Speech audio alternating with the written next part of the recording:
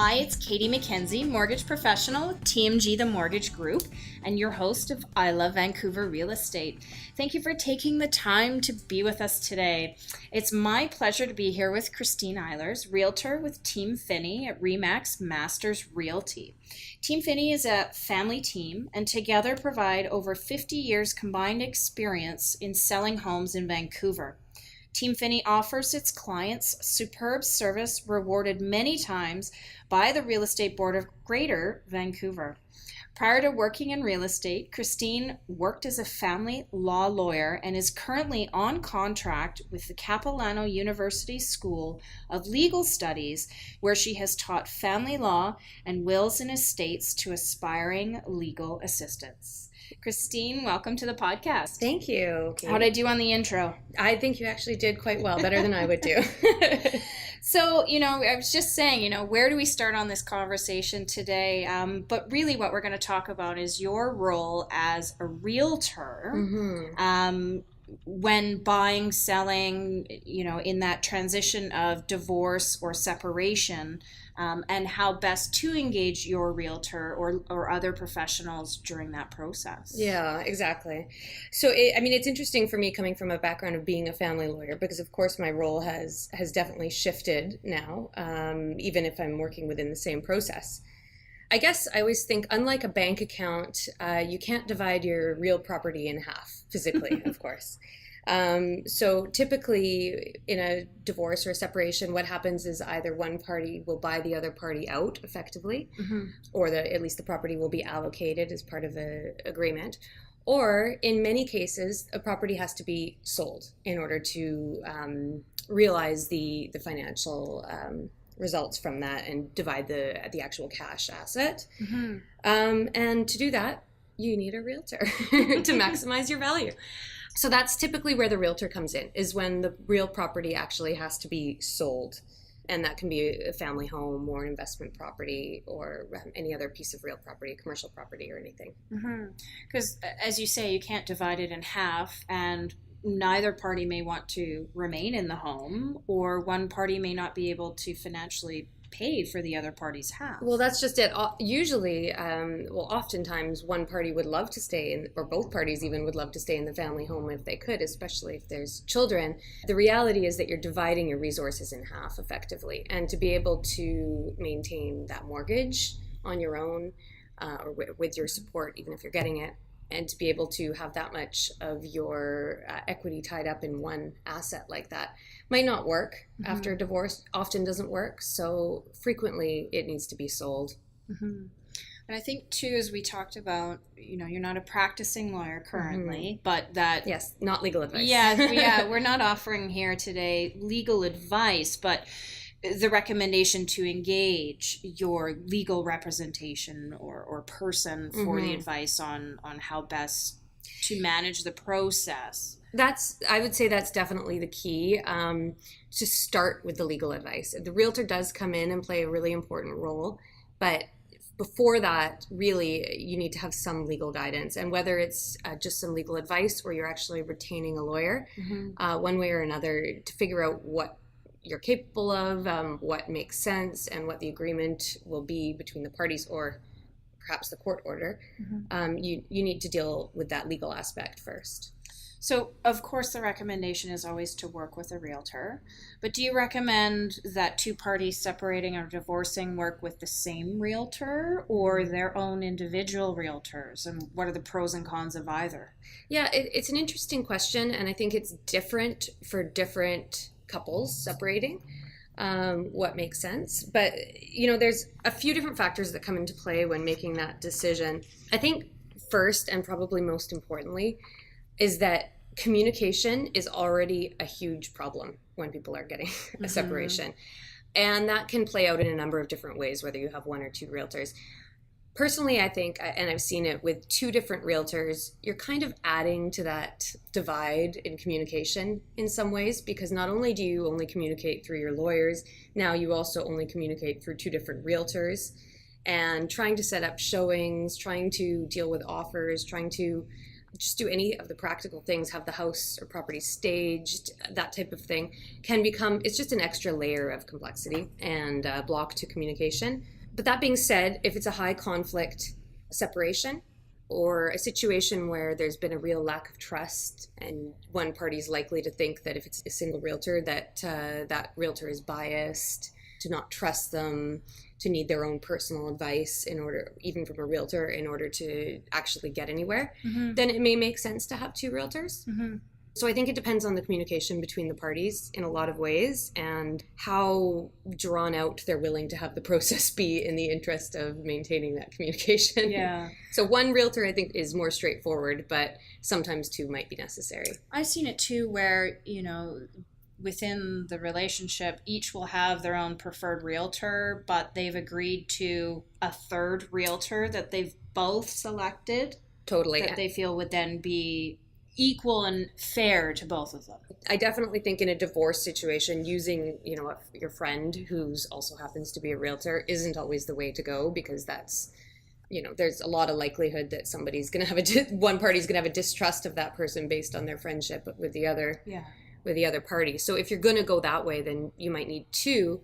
But again, if you don't trust the other realtor, even if you trust your own realtor, it just can create more complexity than is necessary. So choosing a third party, a third realtor, like you say, who's somebody who you've both interviewed and you both trust and value their opinion, really, I think that's the best in that situation. Well, as you said, you know, they can give you accurate, unbiased information. Exactly. And frequently people will, a divorcing or separating couple will interview more than one realtor until they find somebody that they both feel comfortable with. Now, you'd have an advantage having this background and understanding, or maybe just more experience, therefore, in seeing this situation.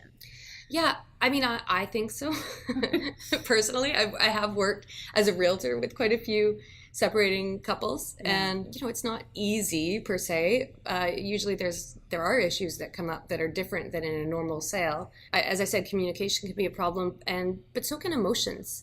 So the emotions are really high. There's often conflict. There's often a lot of grief, really, over losing the home, or you know, there's other issues too, such as conflicting really interests. One party might want the house to be sold as soon as possible, and the other party doesn't want the house to be sold at all, or at least wants to stay in the house as long as they possibly can, perhaps while not paying. So sort of managing those, I think, requires a finesse and an understanding of really what's going on. Yeah. So yeah, I do think I do have an advantage in that regard. Yeah.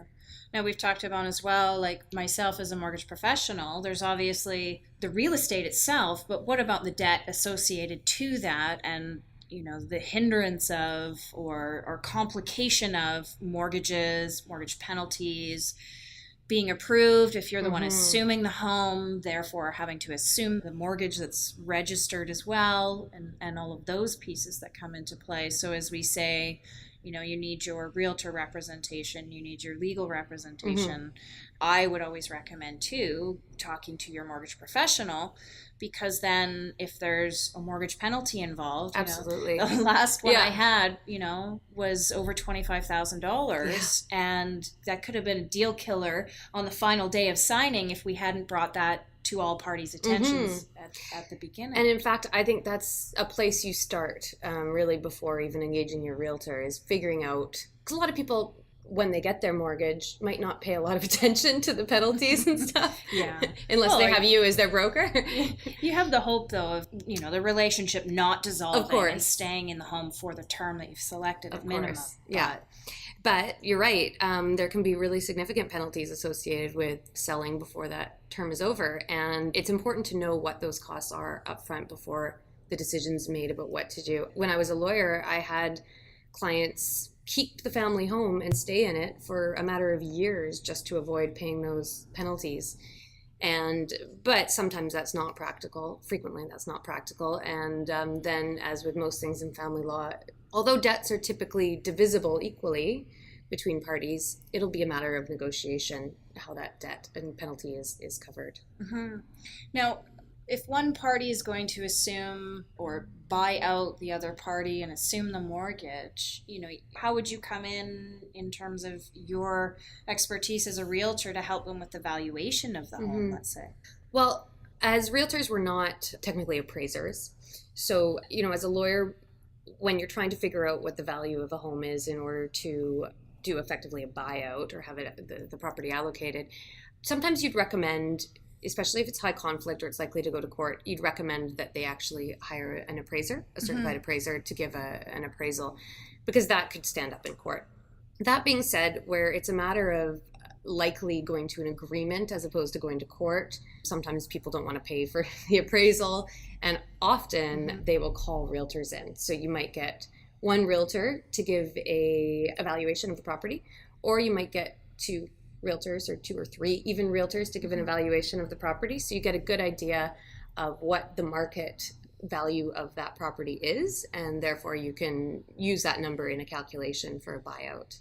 One party would always want it high, and the other party would always want it low. Exactly. Hence why one evaluation is not always what people do in that situation. They'd get more than one, especially if it's not an appraisal. And I always say, most realtors would be happy to do that because, first of all, it gets them in the door. And usually one of these parties, at least, is likely to buy afterwards. Yeah. So even though you don't pay a realtor to do a market evaluation like that, you're giving them a chance to meet you and for you to meet them. And if it's a fit, then that might be the person you want to work with for your purchase. Yeah. So you make that comment of not having to pay for a valuation, a simple valuation of the home.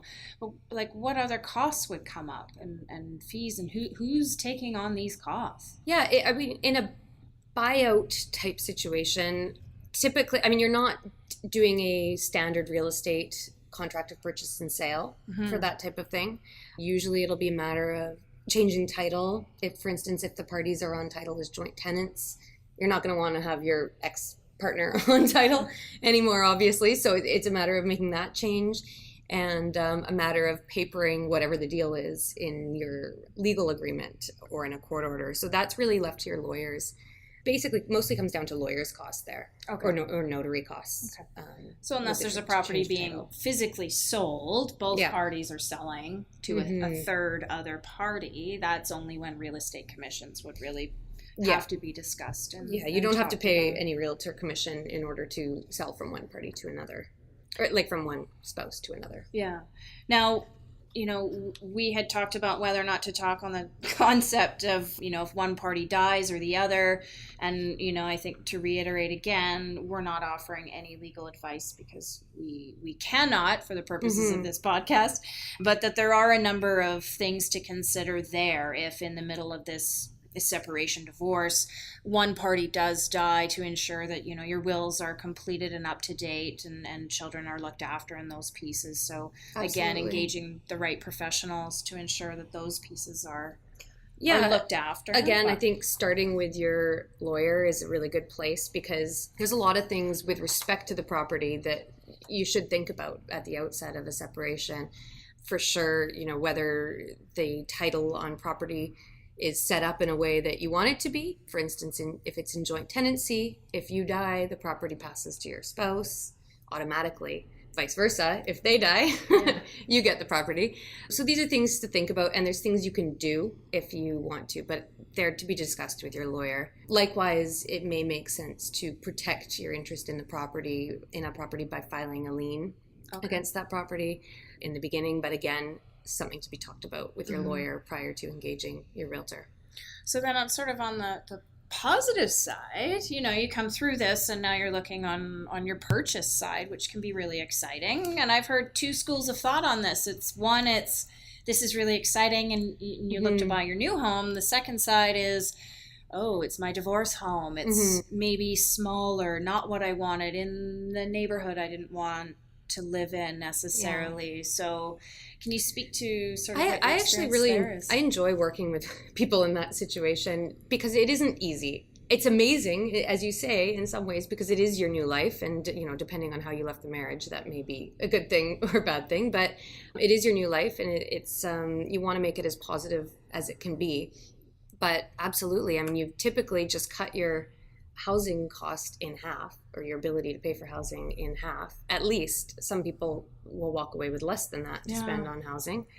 And yet, especially if you have children, you still need to provide a family home for the kids. And so it can be a real challenge to make that move. Of course, sometimes it may be that your kids are grown up now and it's a great time anyways to be making a downsize type move, and you can maybe get the glamorous apartment with a view in Yaletown that you've always wanted, but it's different for everybody. But I do think that it's a really important time to have a realtor because it's an emotional time.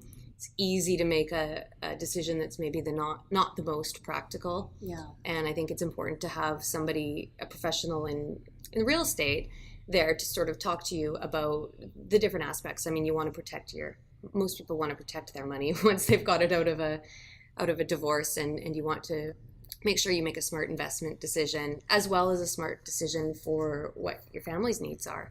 I mean, there's different priorities that come up, like having room for your children, perhaps staying in the same school district will be more of a priority than having space. There's lots of different factors that come up, but it's an exciting time, I would say, in some ways. For someone going through this, either party, how would you recommend they select their realtor? I think going through a divorce and buying a property, I mean, these are two of the biggest things that are going to happen to you in your life.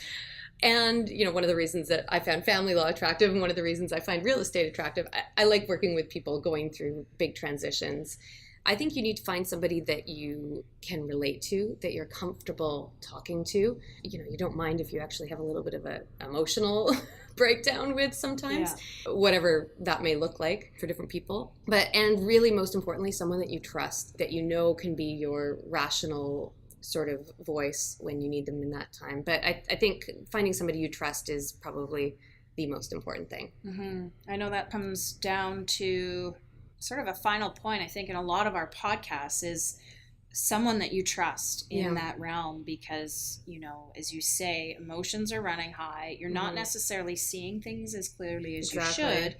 And as we know, in Vancouver's hot real estate market, you might have a matter of a half an hour to make a quick decision, and you have to be able to rely on your realtor's recommendation on that specific property. Totally. And I mean, even more so almost when a lot of people coming out of a divorce are moving down in value a little bit, and often that means moving right into the hottest aspect of the Vancouver real estate market right now. I mean, this is in the current times, and you're right, it's hard for people to make decisions that fast, but there's 1,001 other areas and topics we can touch on as this relates to real estate, separation and divorce, but is there anything else that you think our listeners should know in regards to engaging you as a realtor in this process? Yeah, I just think that, again, the most important thing is to engage the right professional for each aspect of what you're doing in this process, and start with your lawyer in terms of obtaining guidance for going through that process, and just make sure that you do things to the best of your ability in the right order, and find a professional that you feel, for the real estate aspect, that you feel that can understand the process that you're going through, can communicate well with you, and that you can trust. And that's fantastic. Probably my summary. Well, Christine, how do our listeners reach out to you if they have a question or would like to engage you as their realtor? Well, our website is teamfinney.com. And all our contact information is there. As you said at the beginning, I work with my family team. There's 4 of us. Cell phone number is 604-961-6111, and I try to make myself available pretty much anytime via that number. Please not midnight on a Friday. I'm not a family lawyer anymore. Like all of us in real estate, though. Yeah, we do a lot of the 24/7. So thank you for taking the time to be with us today. And for our listeners, if you do have any questions, please feel free to reach out to Christine or myself. We're happy to answer those questions, or send us an email and we'll be happy to answer in that way as well. Thank you for taking the time to listen to the podcast today. I'm Katy Mackenzie, your host and mortgage professional with TMG, the Mortgage Group.